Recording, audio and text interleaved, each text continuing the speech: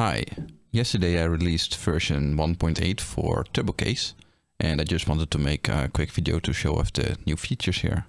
If you don't know what TurboCase is, I will put a card here to a video that goes way more in depth, but it's basically a tool that takes your KiCad PCB project with a few extra graphics drawn onto it, and it will generate an OpenSCAD file from that, and you can then send the case from that OpenSCAD project to your 3D printer to have a quick case for your project.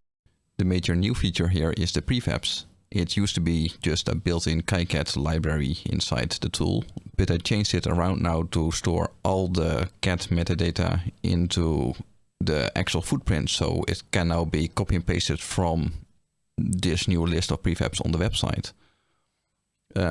Let's go to the battery holder here.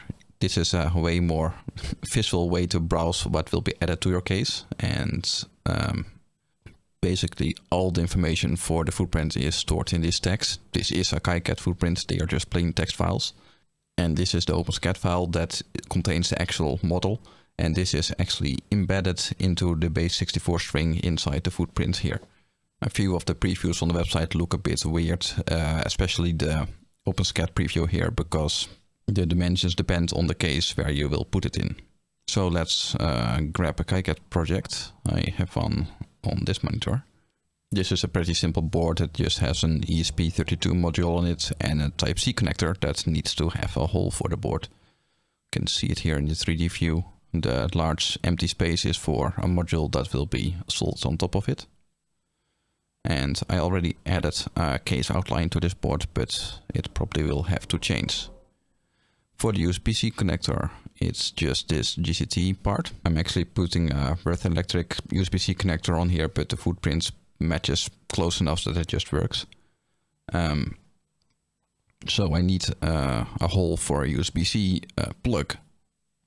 So on the prefabs on the website, you can go to cutout, which contains all the cutouts for connectors. And somewhere in this list, Type-C. And this is just, the basic shape of a USB-C plug. Now to add this to the design, I can click copy footprint to clipboard here and just paste. And that's all that's required. Now I need to align it here. I need a finer grid. It's important that it's centered. Otherwise, the plug won't really fit. And on the vertical axis, you just need to poke through the case and it will be fine. So also for the lid, I will need to have a few posts inside the case so the lid can be screwed on top of it.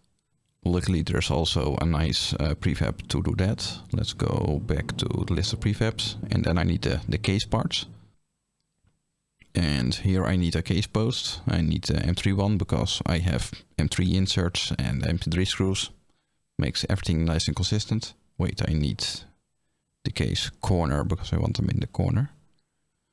And copy it, paste it. And I should rotate this by 45 degrees. And then it can be fit in the corner. The overhang for this prefab will be automatically cut off from the case, so it will not stick out. That gives me quite a bit of freedom for actually positioning this.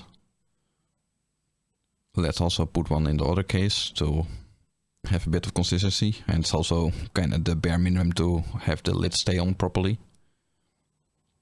I did not leave any space to do this here, so I will have to adjust the outline of the case. Actually, I think I might have put it on the wrong place as well here. Yeah, let's remove the existing outline here. Oh, I should not select that. Unselect, delete. And back to my 1mm grid, because I usually just align it to 1mm. And put a new rectangle around it.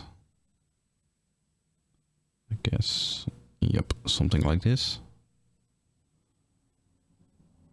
Wait, this needs to be 1mm out from the PCB.